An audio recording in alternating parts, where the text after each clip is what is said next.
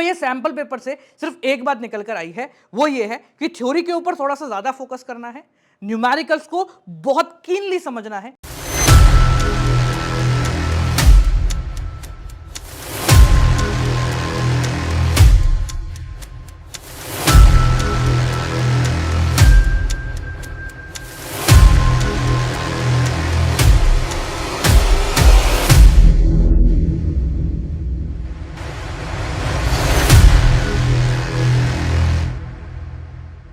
कल सीबीएसई ने अपने सैंपल पेपर लॉन्च करे और सैंपल पेपर सीबीएसई के बोर्ड एग्जाम के पैटर्न को बखूबी पहचानते भी हैं और वो उसको रिफ्लेक्ट भी करते हैं। सेशन 2022-23 सीबीएसई का एक ऐसा सेशन जिसके अंदर सीबीएसई वापस से नॉर्मलाइज होती जा रही है।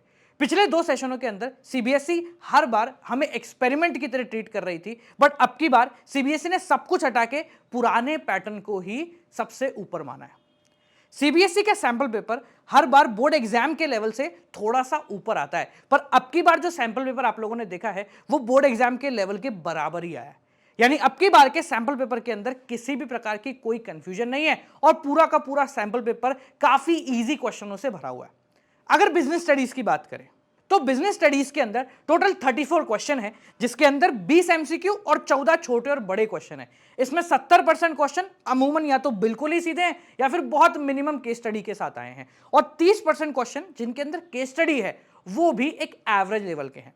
अगर अकाउंटेंसी के बारे में बात करें तो पेपर काफी ईजी है, बट थ्योरी के मामले में सीबीएसई ने थोड़ा सा ज्यादा इंपॉर्टेंस प्रोवाइड कराई है। अगर हम ध्यान दें और क्वेश्चन नंबर 11 की तरफ देखें तो ये हमारे माथे को एक ना एक बार घुमा जरूर देगी, पर 2-3 बार अगर आप उस क्वेश्चन को देखोगे तो आपको उसका आंसर बहुत इजीली समझ में आ जाएगा।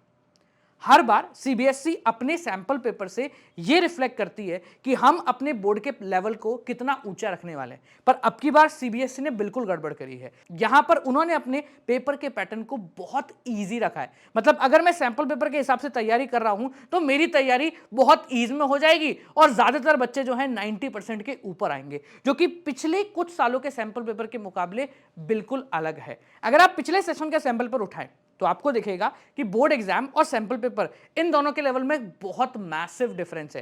यानी कि सैंपल पेपर बहुत ज्यादा मुश्किल था पर बोर्ड एग्जाम कंपैरेटिवली बहुत आसान था, और पिछले 5 से 7 सालों के अंदर सेम लेवल को फॉलो किया जा रहा है। बट अब की बार अगर सैंपल पेपर आसान है तो हम ये नहीं मान सकते कि बोर्ड एग्जाम भी उतना ही आसान होगा। इसका सीधा सा मतलब है कि हो सकता है सीबीएसई ने अब की बार सैंपल पेपर को इजी इसलिए किया है ताकि आपको यह समझाया जा सके कि आपको थ्योरी पे ज्यादा फोकस करना है, चाहे वो अकाउंटेंसी हो, इकोनॉमिक्स हो या बिजनेस स्टडीज हो।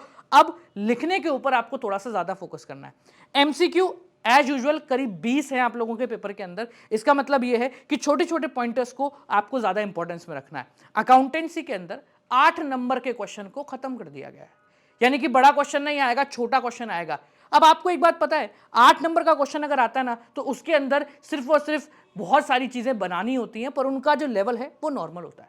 पर जब क्वेश्चन 6 नंबर का होगा तो हो सकता है आपको कैश फ्लो पूरा का पूरा ना दे, सिर्फ कोई एक एक्टिविटी पूछ ले, चाहे वो ऑपरेटिंग हो, इन्वेस्टिंग हो या फिर फाइनेंसिंग हो, और आपको उसके अंदर कई सारी टेक्निकलिटीज डाल दे। तो भैया सैंपल पेपर से सिर्फ एक बात निकल कर आई है, वो ये है कि थ्योरी के ऊपर थोड़ा सा ज्यादा फोकस करना है, न्यूमेरिकल्स को बहुत कीनली समझना है, टेढ़े मेढ़े सारे एडजस्टमेंट्स को ध्यान में रखना है, और अपनी तैयारी करते समय छोटे छोटे पॉइंटर्स को कहीं पे लिख लेना है, क्योंकि अब की बार आपका बोर्ड एग्जाम हर बार के मुकाबले थोड़ा सा डिफरेंट होने वाला है। अगर इस वीडियो से कुछ भी फायदा मिला हो तो इस वीडियो को अपने दोस्तों के साथ शेयर करें।